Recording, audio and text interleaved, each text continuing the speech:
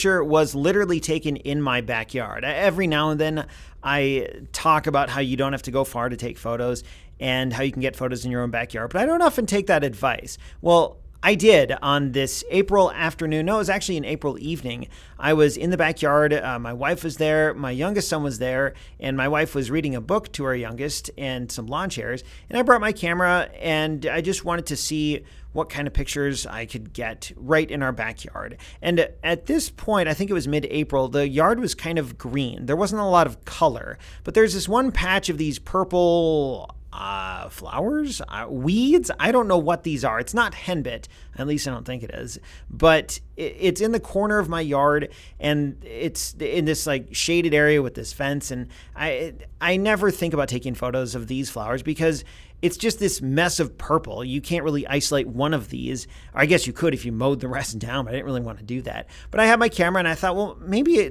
I can get something if I look at these flowers close enough. So I went and held my camera close to the ground, and I think I used maybe a +2 close-up filter like I did last week, and got a few shots, and it just wasn't, I don't know, it wasn't that interesting. I was shooting with live view, by the way, which I've been using a lot more lately because it gives me an actual representation of what the final shot is going to look like. All the depth of field is there, the background blur, the bokeh highlights, all that. It's all there when you shoot in live view. It's just that on a DSLR, most DSLRs in live view are pretty bad, including the D750 that I used to shoot this, because they use contrast detect autofocus, which is really slow and unreliable, especially for moving subjects.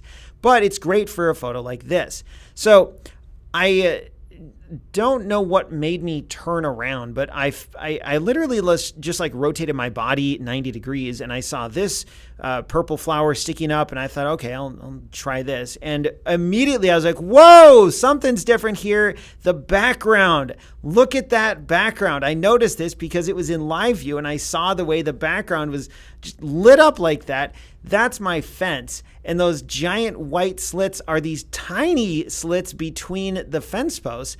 But when you shoot with a wide aperture like this, they turn into these huge, I don't know, blurs of white light, and it looks so cool. And I never planned that. I've had these come to my backyard. These flowers come up every year, and I've never thought about taking them with the fence lit up in the background. It was super cool.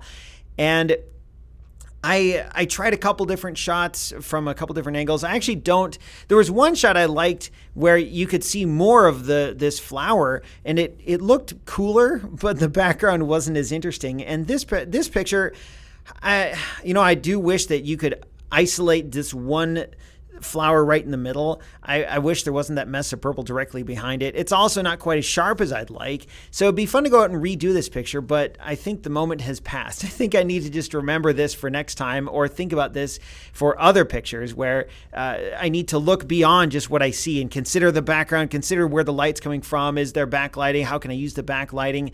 I'm constantly having to learn stuff like this and relearn it because when I'll learn it and then forget about it. And so this is a really cool, unexpected photo that I literally took in my own backyard, and it gives me a lot of interesting ideas to think about in the future.